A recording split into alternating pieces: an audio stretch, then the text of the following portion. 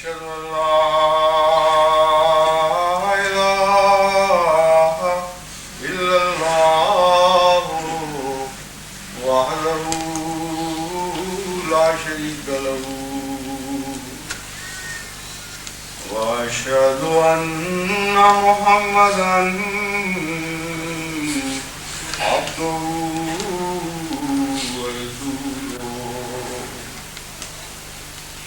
أما بعد فأعوذ بالله من الشيطان الرجيم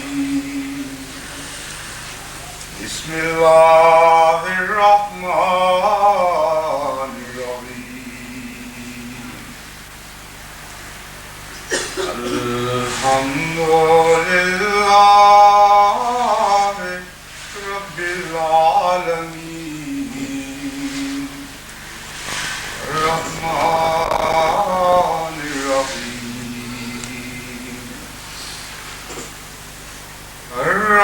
الرحمن الرحيم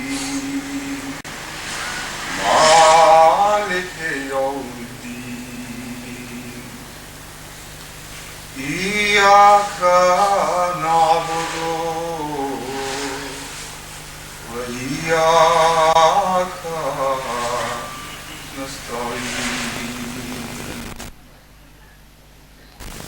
اهدنا الصراط المستقيم صراط الذين أنعمت عليهم غير المغضوب عليهم ولا الضالين.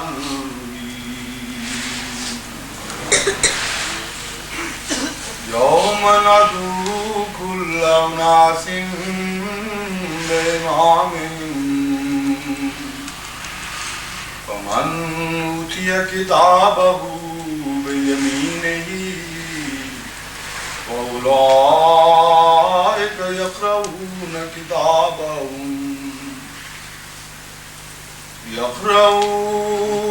كتابهم ولا يظلمون فتيلا. ومن كان في هذه أعمى فهو في الآخرة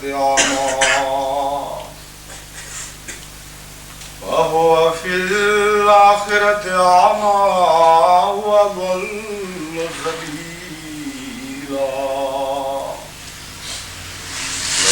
كادوا ليفتنونك عن الذي أوحينا إليك لتفتري علينا غيره وإذا لاتخذوك خليلا. ولولا أن ثبتناك لقد كدت تركن إليهم شيئا قليلا. إذا لأذقناك ضيف الحياة وضيف الممات ثم لا تجد لك علينا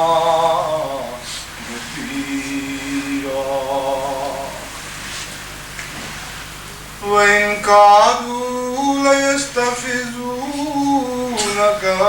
من الأرض ليخرجوك منها وإذا لا يلبثون خلافك إلا قليلا. سنة من قد أرسلنا قبلك من رسلنا ولا تجد لسنتنا تحويلا.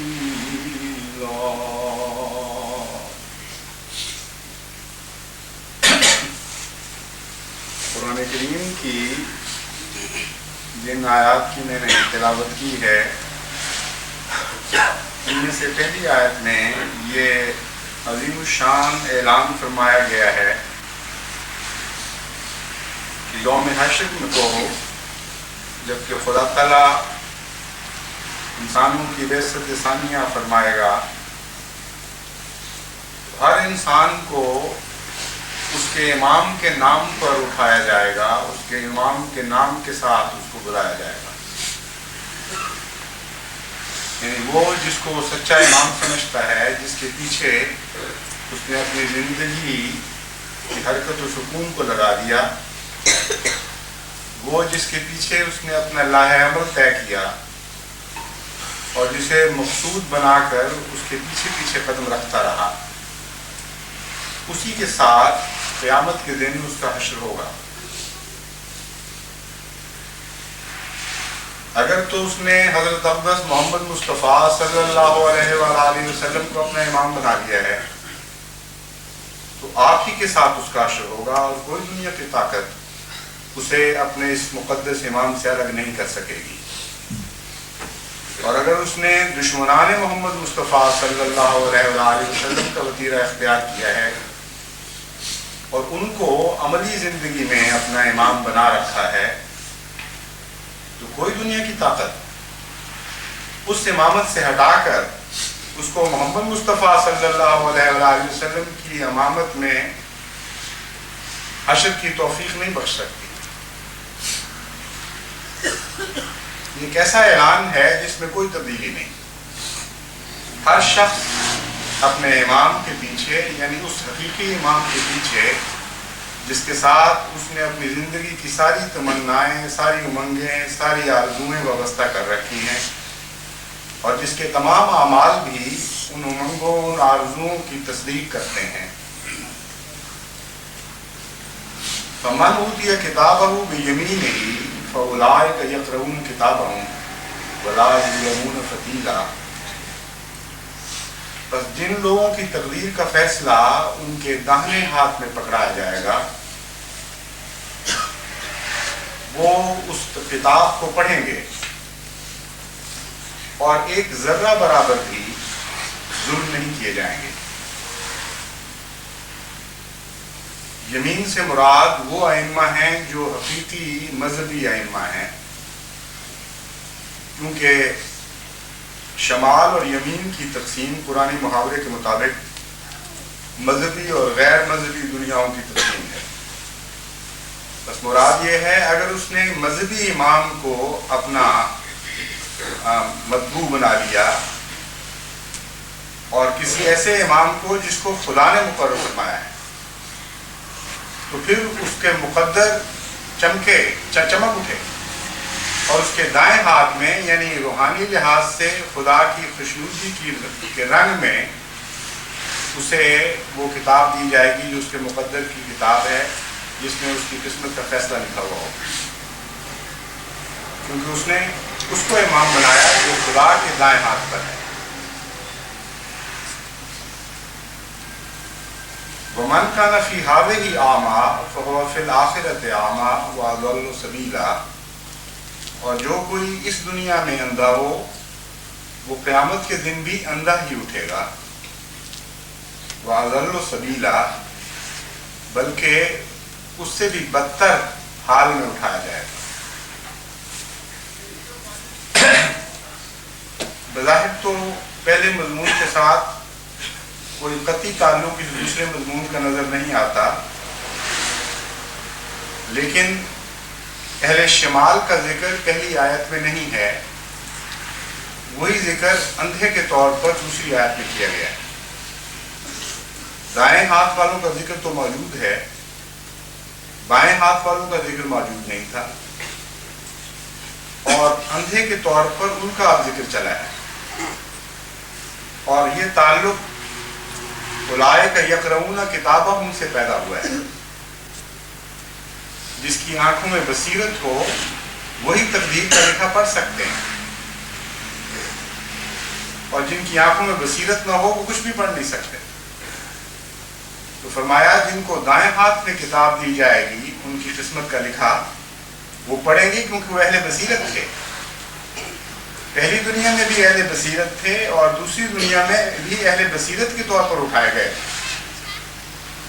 جن کو پہلی دنیا میں تقدیر کے لکھے پڑھنے آتے تھے وہ دوسری دنیا میں بھی تقدیر کا لکھا پڑھ سکیں گے.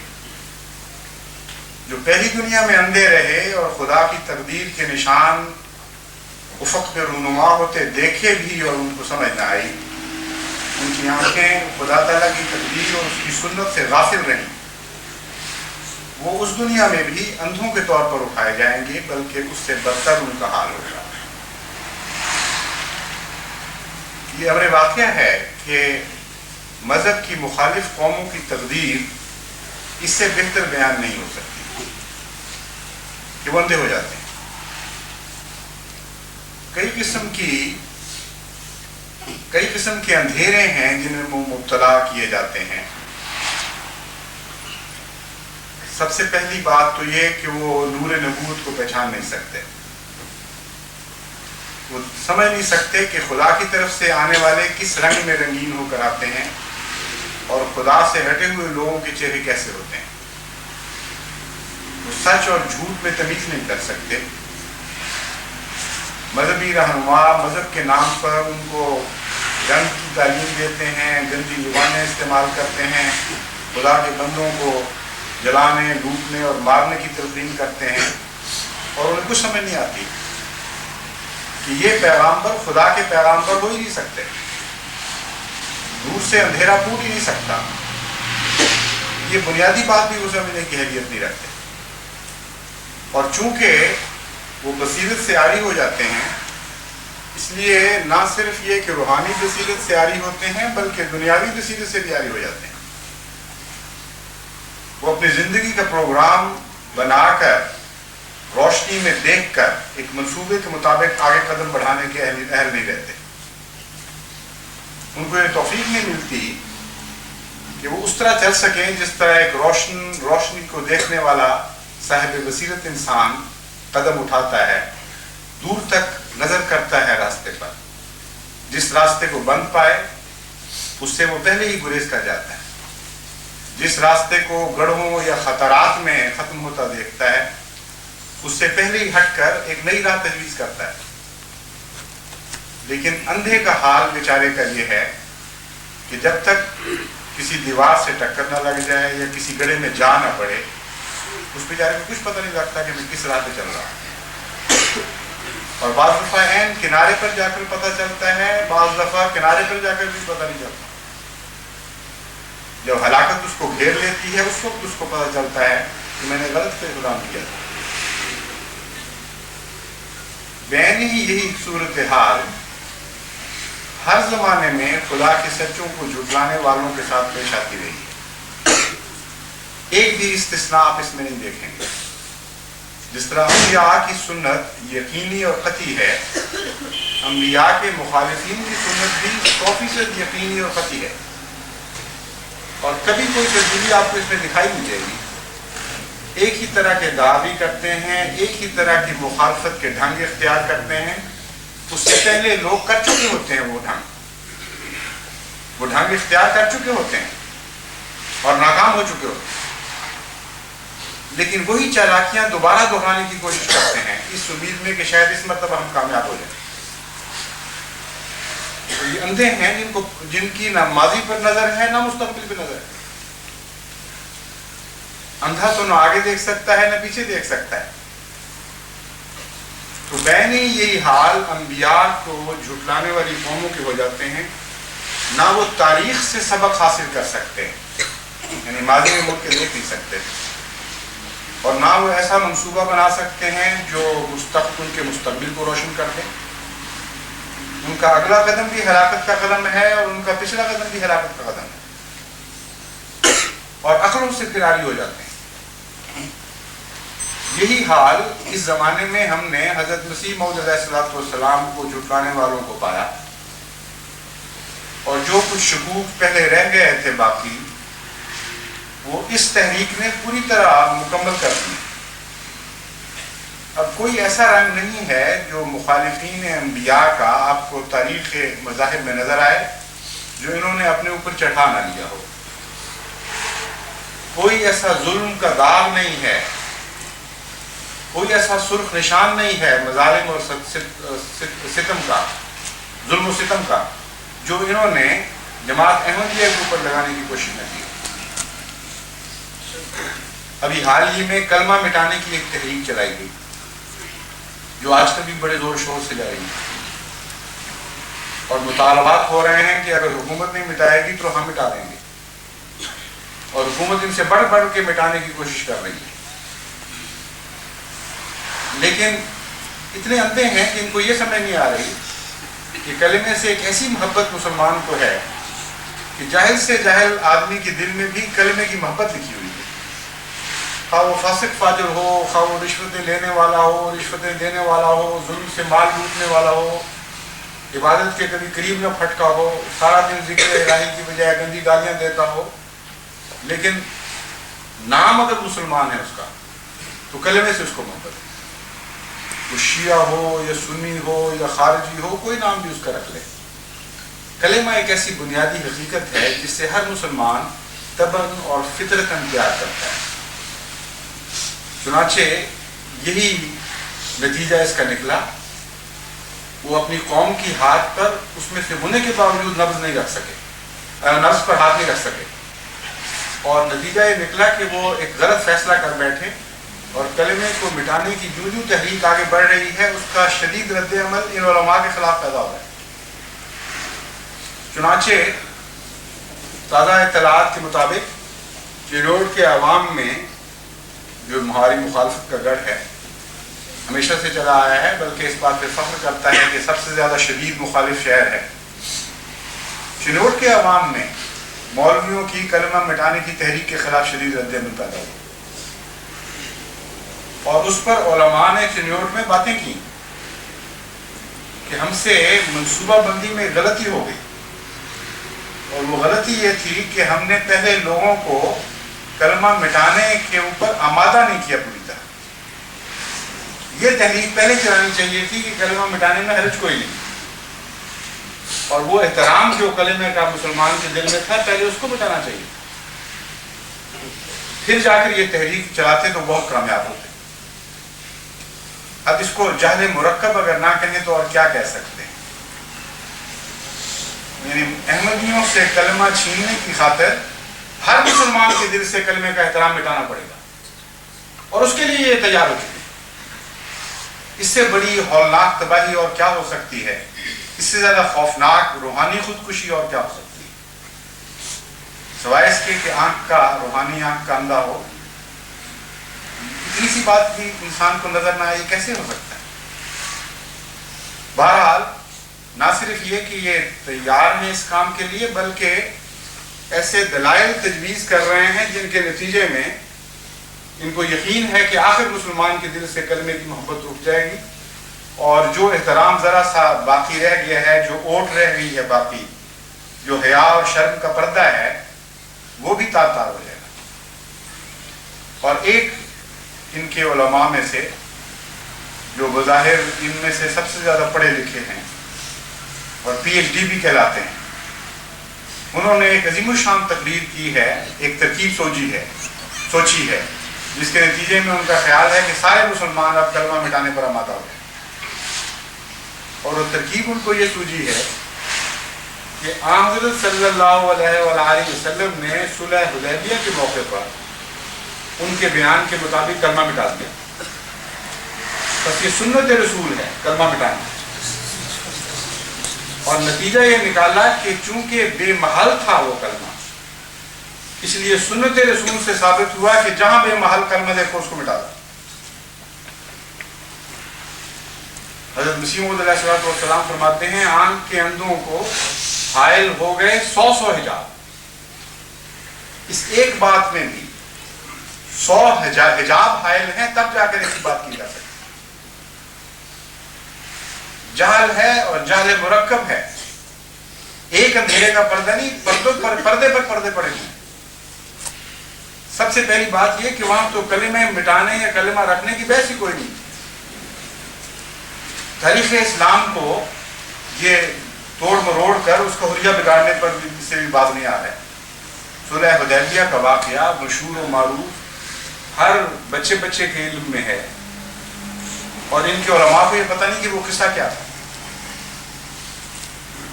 وہاں تو یہ بات چل رہی تھی کہ حضرت اقدس محمد مصطفیٰ صلی اللہ علیہ وآلہ وسلم کا معاہدہ ہو رہا تھا کفار سے صلح کا، اور تحریر میں یہ بات لکھی گئی کہ یہ معاہدہ مکے کے قریش کے درمیان اور محمد رسول اللہ کے درمیان ہے، کلمے کی تو کوئی بحث نہیں۔ اس پر وہ جو نمائندہ کفار مکہ کا آیا ہوا تھا اس نے کہا کہ دیکھو، اگر محمد رسول اللہ کو ہم تسلیم کر لیں کہ محمد کی حیثیت رسول اللہ کی ہے، تو ہم اتنے پاگل تو نہیں ہیں کہ تمہیں حج سے روکنے آئیں، تمہاری مخالفتیں کریں، تمہارے مقابل پر ایسا طوفان بدتمیزی پہ وبا کر دیں۔ تو کم سے کم تھوڑی سی عقل کا حق تو ہمیں دو۔ ہم اس لیے مخالفت نہیں کر رہے کہ یہ رسول اللہ ہے، ہم اس لیے مخالفت کر رہے ہیں کہ رسول اللہ نہیں ہے۔ اس لیے جب ہم سے وہ معاہدہ کرو گے تو پھر دونوں طرف کی بات برابر چلتی ہے۔ بحیثیت محمد ہم معاہدہ کرنے کے لیے تیار ہیں، بحیثیت رسول اللہ اگر ہم معاہدہ کریں گے تو خود اپنی ہلاکت کا سامان پیدا کر رہے ہیں، اپنی تحریر سے یہ ثابت کر دیں گے، کیونکہ ہمارے بھی دستخط ہونے ہیں، گویا ہم اپنی تحریر سے ثابت کر دیں گے کہ اللہ کا رسول سمجھتے ہوئے ہم نے اس کی مخالفت کی۔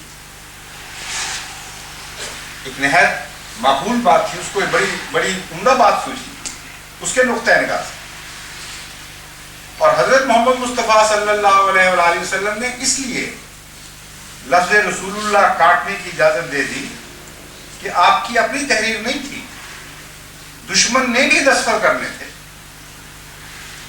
اور دشمن کو بھی مجبور نہیں کیا جا سکتا ایمان لانے پر۔ یہ لا اکراہ فی الدین کی ایک اور لطیف تشریح تھی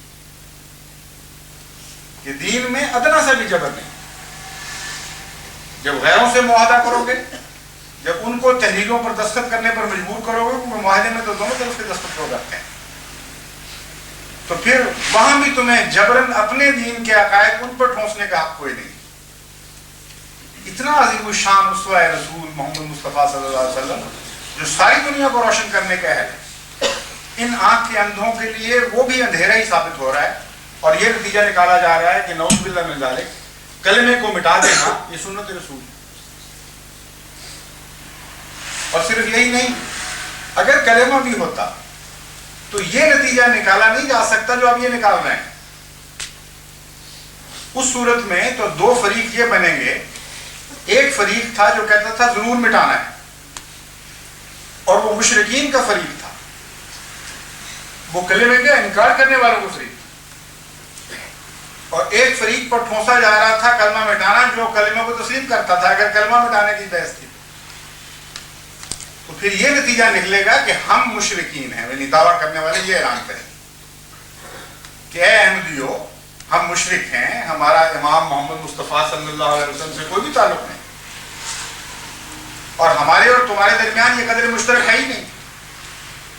تم مانتے ہو یہ کلمہ، ہم نہیں مانتے، اور چونکہ ہمارے ملک کا قانون ہے اس لیے مجبوراً تمہیں جھکنا پڑے گا اور اپنے رسول کی سنت پر عمل کرتے ہوئے مٹانے پر آمادہ ہو جائے۔ پھر تو یہ گزارش کرنی چاہیے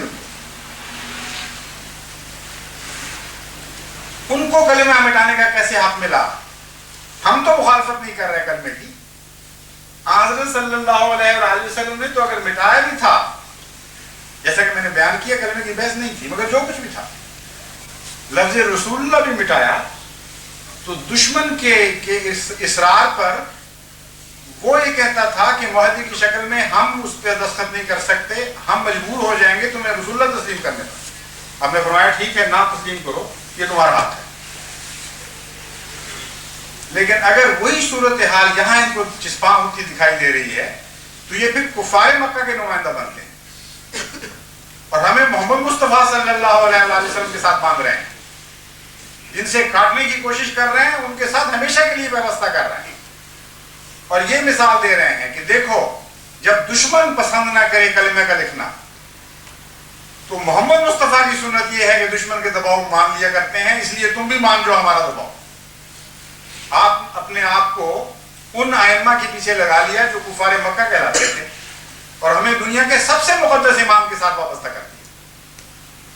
ان کے نقطۂ نگاہ سے دل کا اذن قسمت ضیزہ، بڑی بیوقوفوں والی تقسیم تو نہیں کی۔ اضل و سبیلا، حد سے زیادہ گمراہی کا لیبل ان کے اوپر چسپاں ہو جاتا ہے اس واقعہ سے۔ اور امر واقعہ یہ ہے کہ مذہبی تاریخ میں یہ واقعہ پہلی دفعہ رونما ہو رہا ہے۔ ہمیشہ اختلاف کے نتیجے میں دباؤ ڈال کر چیزیں مٹائی جاتی ہیں، نقش مٹائے جاتے ہیں، اس لیے کہ ایک آدمی کو وہ نقش پسند ہے۔ خدا کے مخالفین نے خدا کے ماننے والوں پر دباؤ ڈالے کہ جو تم بات کہتے ہو خدا ایک ہے، یہ ہمیں پسند نہیں ہے، اس لیے مٹا دو۔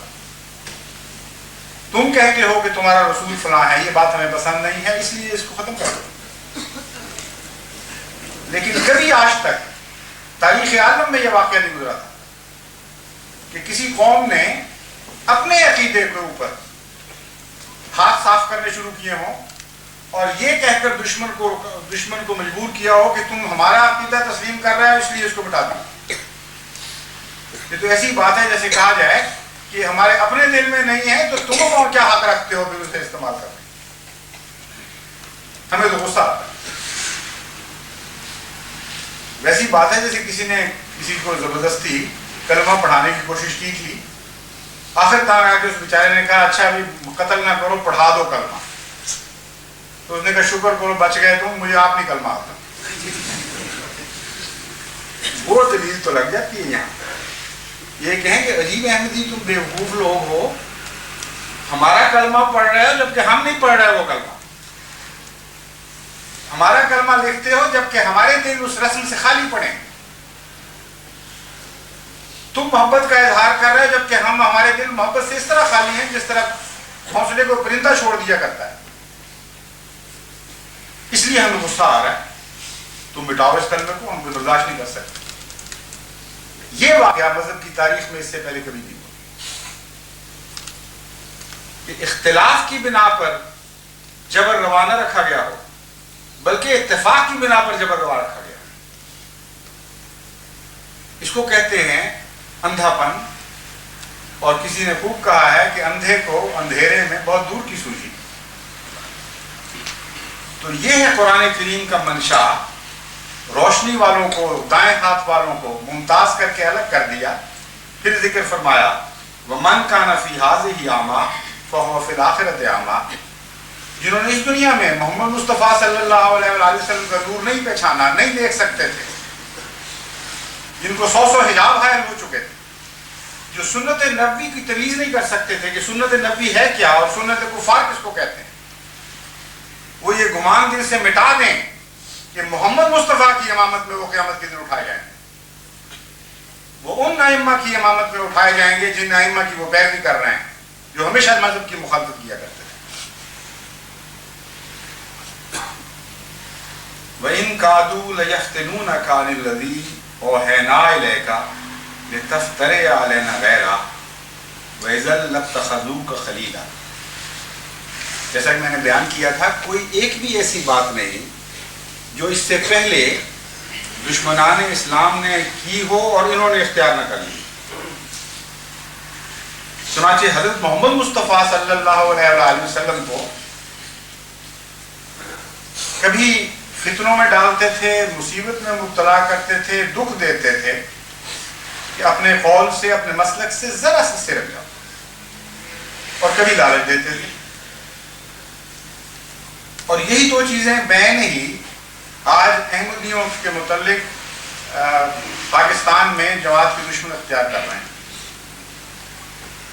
لِيَفْتِنُونَكَ میں جو فتنے کا ذکر ہے قرآنی محاورے کے مطابق آپ ایک جگہ نہیں متعدد جگہ اس لفظ کو ان معنوں میں پڑھیں گے کہ جب دشمن جبر کے ذریعے مذہب کو تبدیل کرنے کی کوشش کرے تو اسے قرآن کریم فتنہ کہتا ہے۔ وہ لوگ جو جب قرآن کریم کی روح سے آگے لگاتے ہیں، مال لوٹتے ہیں، گھر جلاتے ہیں، اور صرف وجہ یہ ہوتی ہے دشمنی کی کہ یہ لوگ خدا کے ایک بھیجے ہوئے پر ایمان لے آئے ہیں. ان کے متعلق قرآن کریم فرماتا ہے اگر وہ فتنے سے باز نہیں آئے اور انہوں نے تکرار کی تو پھر ہم بھی انہیں پکڑیں گے اور ہم بھی پکڑ میں تکرار کریں گے. ان الذین فتنوا المؤمنین والمؤمنات ثم لم یتوبوا فلہم عذاب جہنم ولہم عذاب الحریق. تو فتن المومنین والمومنات کا جو نقشہ کھینچا ہے اس سے پہلی آیات میں اس کی تفصیل موجود ہے کہ وہ لوگ جو مومنوں کو فتنے میں ڈالتے ہیں آگے لگا کر اور جلا کر اور ظلم کر کے اور ستم ڈھا کر اس بات کا پابند کرتے ہیں کہ وہ اپنے دین سے منحرف ہو جائیں، اللہ تعالیٰ انہیں یقیناً شدید سزا دے گا.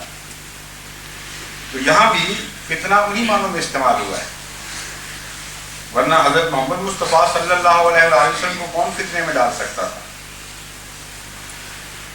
خدا کا رسول کیسے فتنے میں پڑ سکتا ہے؟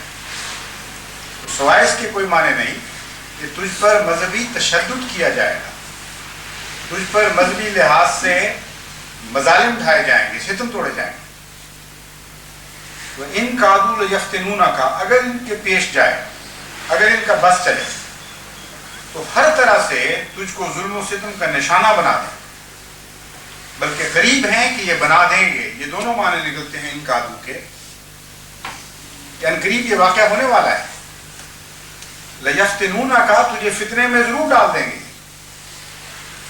ان الذی اوحینا الیک اس وجہ سے، یعنی نیت ان کی یہ ہوگی کہ تجھے خدا تعالیٰ کی وحی سے جو تجھ پر نازل کی جاتی ہے، جو ہم تجھ پر نازل کر رہے ہیں، یعنی اللہ تعالیٰ فرما رہا ہے، اس سے تجھے ذرا سا ہٹنے پر مجبور کرنا ہے کہ تو اتنی سی بات ہماری مان جا، ورنہ ہم تجھے ماریں گے، ورنہ تشدد کریں گے، ورنہ مظالم کا نشانہ بنائیں گے.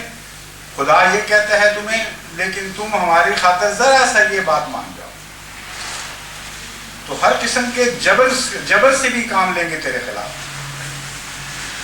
اور اگر تو جبر سے نہیں مانے گا تو یہ کہیں گے کہ اچھا تم ہماری بات مان کے دیکھو، ہم تمہیں سینے سے لگا لیں گے.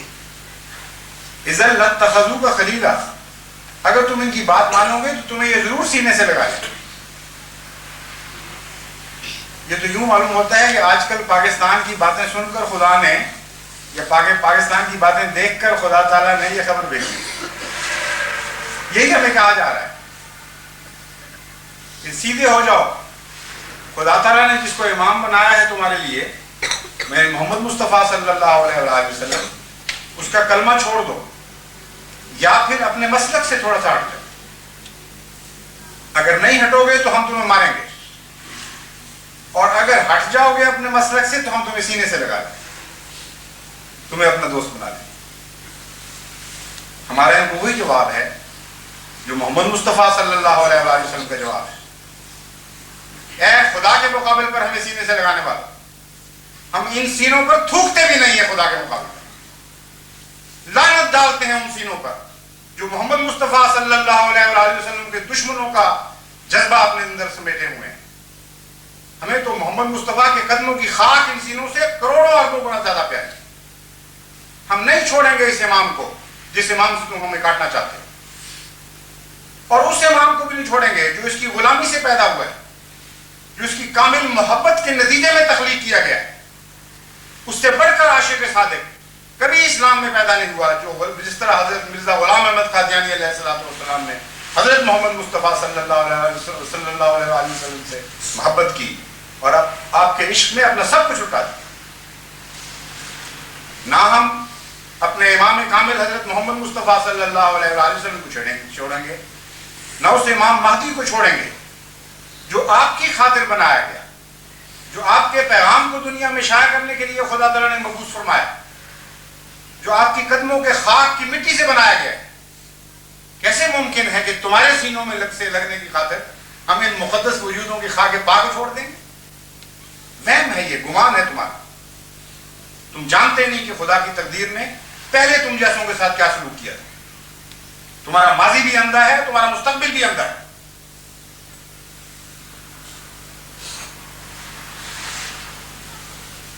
پھر خدا تعالیٰ فرماتا ہے وَلَوْلَا أَن ثَبَّتْنَاكَ لَقَدْ كِدتَّ تَرْكَنُ إِلَيْهِمْ شَيْئًا قَلِيلًا۔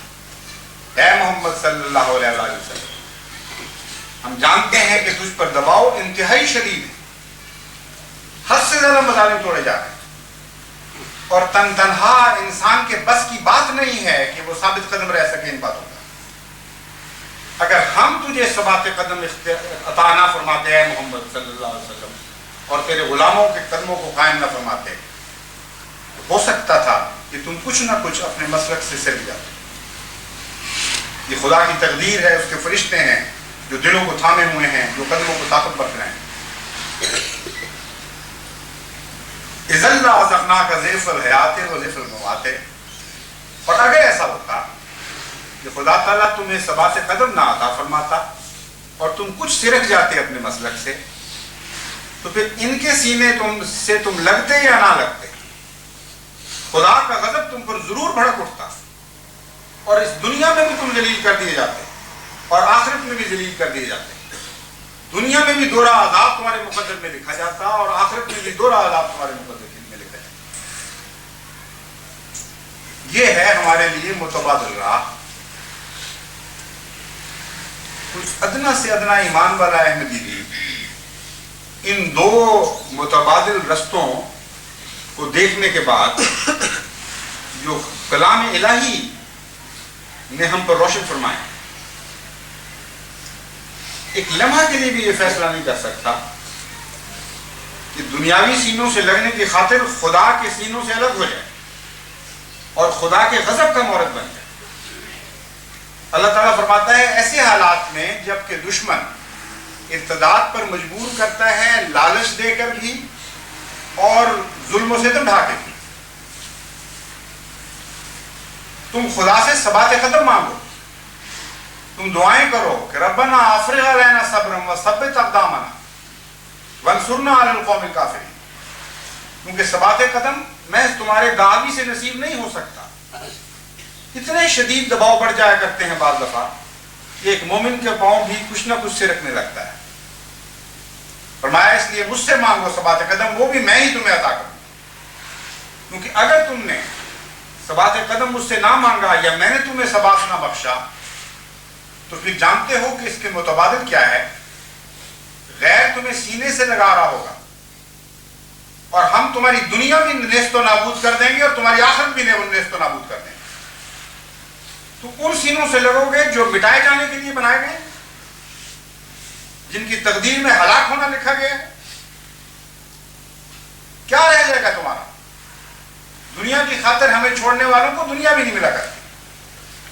یہ ہے متبادل تقدیر جو قرآن کریم میں روشن فرما دی ہے۔ بس بادشاہ ہو یا غیر بادشاہ، خدا نے حضرت مسیح موعود علیہ السلام کو خبر دے رکھی ہے کہ بادشاہ ہو یا غیر بادشاہ، اگر تیری مخالفت پر اٹھے گا تو کاٹا جائے گا۔ یہ وہ تقدیر ہے جو نہیں بدل سکتی۔ چنانچہ اللہ تعالیٰ فرماتا ہے وَإِن كَادُوا لَيَسْتَفِزُّونَكَ مِنَ الْأَرْضِ لِيُخْرِجُوكَ مِنْهَا وَإِذًا لَا يَلْبَثُونَ خِلَافَكَ إِلَّا قَلِيلًا، کہ ہم جانتے ہیں کہ تم نہیں مانو گے ان کی بات۔ ہمیں علم ہے کہ کیسے کیسے بندے محمد مصطفیٰ صلی اللہ علیہ وسلم اور ان کے غلاموں کی صورت میں ہماری عبادت کے لیے پیدا ہوئے ہیں۔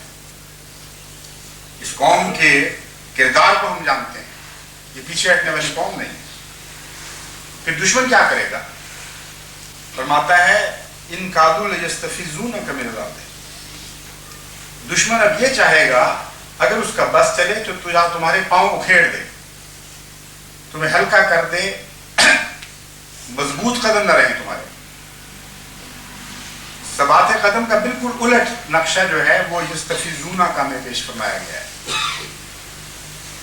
ہم تمہیں ثبات قدم عطا فرما رہے ہیں اور دشمن یہ چاہے گا کہ تمہارے قدم اکھڑ جائیں، تمہیں اپنے مقصد پر ایمان نہ رہے، اپنے عقائد پر یقین کامل نہ رہے، اور رفتہ رفتہ تم شبہات میں گرفتار ہونے لگ جاؤ۔ کبھی یہ سوچو کہ پتہ نہیں خدا ہمارے ساتھ ہے بھی کہ نہیں، کبھی یہ وہم اٹھنے لگے یہ پتہ نہیں تاریخ مذہب جو سنا کرتے تھے وہ سچی ہے بھی کہ نہیں. یہ نہ ہو کہ دشمن دندناتا ہوا نکل جائے اور ہم اسی طرح ذلیل و خوار ہو کر اس دنیا سے رخصت ہو جائیں. کئی قسم کے توہمات ایسے حالات میں انسان کے دل میں اٹھتے ہیں. تو فرماتا ہے اللہ تعالیٰ کہ یہی چاہتے ہیں لیستفیضونا کا، تاکہ تمہارے قدم اکھیڑ دیں. اور صرف یہی نہیں، تمہارے قدم اکھیڑیں اور پھر تمہیں بے وطن کر دیں، یخرجوک منہا، تاکہ تمہیں اپنے وطن سے باہر نکال دیں. اب وہ آواز جو 1400 سال پہلے مکے میں محمد مصطفیٰ صلی اللہ علیہ وسلم کے دشمن بلند کر رہے تھے کہ سیدھے ہوتے ہو کہ نہیں، سینے سے لگنا ہے تو اپنے مسلک کو چھوڑ دو، ورنہ اس وطن کو چھوڑ دو جو وطن ہمارا وطن ہے. وہی آواز آج پاکستان سے اٹھائی جا رہی ہے. ذرے کا بھی فرق نہیں. حیرت ہوتی ہے کہ جب خدا تعالیٰ انسانوں کو اندھا کر دیتا ہے تو وہ کچھ بھی پھر دیکھ نہیں سکتے کہ وہ کیا کہہ رہے ہیں، کس نیچ پر کلام کر رہے ہیں. انبیاء والی باتیں کر رہے ہیں یا انبیاء کے دشمنوں والی باتیں کر رہے ہیں.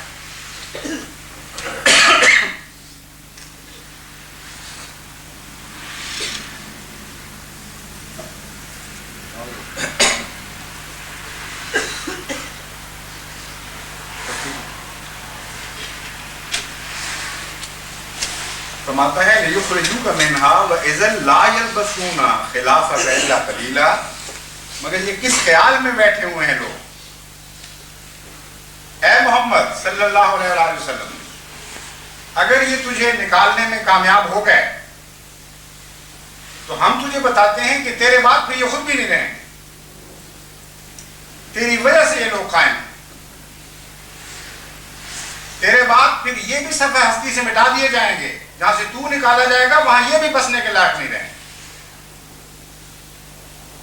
یا پھر دوسرا معنی یہ ہوگا کہ لا یلبسون خلافک الا قلیلا، یا پھر ان کو جلدی توبہ کرنی پڑے گی.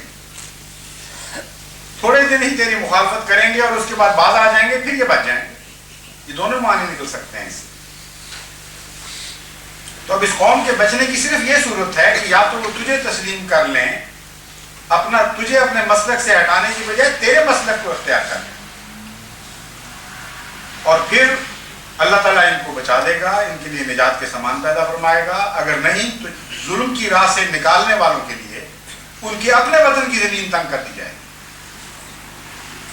گی. سنت من قد ارسلنا قبلک من رسلنا ولا تجد لسنتنا تحویلا. یہ وہ سنت ہے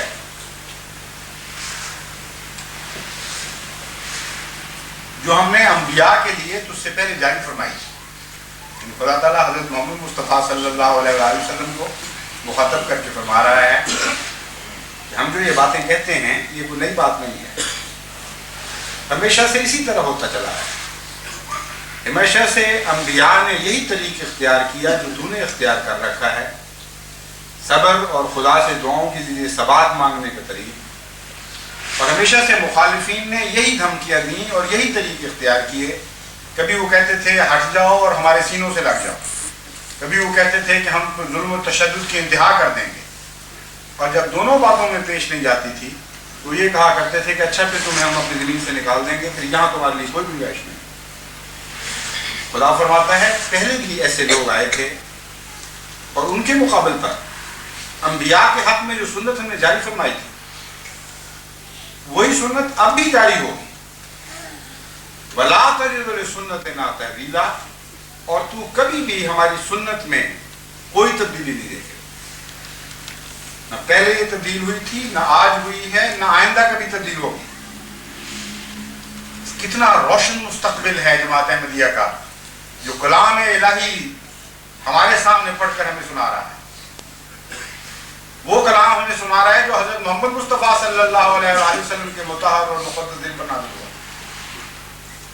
وہ کلام ہمیں یہ مستقبل سنا رہا ہے، یہ نوید دے رہا ہے اس شاندار مستقبل کی، جس کلام سے زیادہ مطہر کلام، جس کلام سے زیادہ یقینی اور قطعی کلام کبھی کسی نبی کے دل پر نازل نہیں.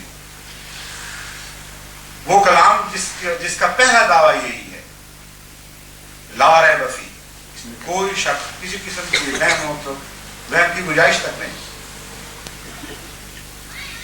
لیکن سوال یہ پیدا ہوتا ہے کہ یہ تو حضرت محمد مصطفیٰ صلی اللہ علیہ وآلہ وسلم مخاطب ہیں، ہم تو ادنا چاکر آپ کے غلامان در کے بھی غلام ہیں.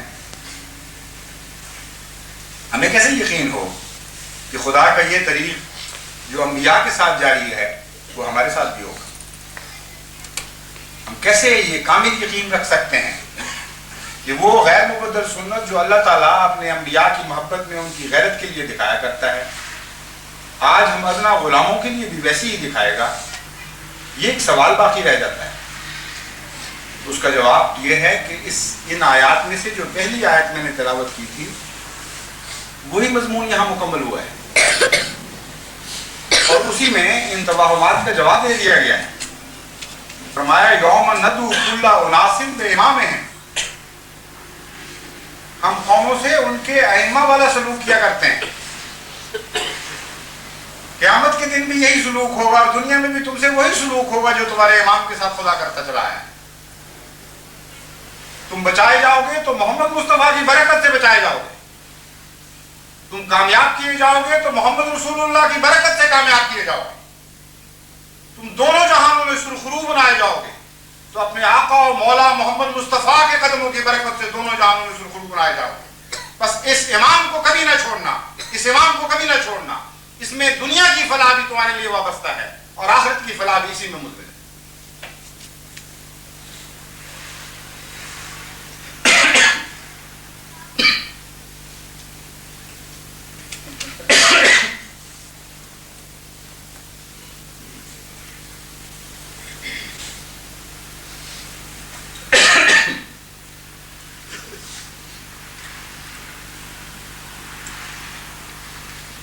الحمدللہ نحمدہ ونستعینہ ونستغفرہ ونؤمن بہ ونتوکل علیہ ونعوذ باللہ من شرور انفسنا ومن سیئات أعمالنا من يهده الله فلا مضل له ومن يضلل فلا هادي له ونشهد أن لا إله إلا الله وحده لا شريك له ونشهد أن محمدا عبده ورسوله. منصور خان صاحب ہیں ایک جنازہ غائب کے لیے درخواست آئی تھی، کس کا تھا وہ؟ شام سے میرے یہاں دیں، وہ بعد میں مغرب عشاء کی بات کر لیں. عباد اللہ رحمکم اللہ ان اللہ یامر بالعدل والإحسان وإیتاء ذی القربى وینہی عن الفحشاء والمنکر والبغی یعظکم لعلکم تذکرون. اذکروا اللہ یذکرکم وادعوہ یستجب لکم ولذکر اللہ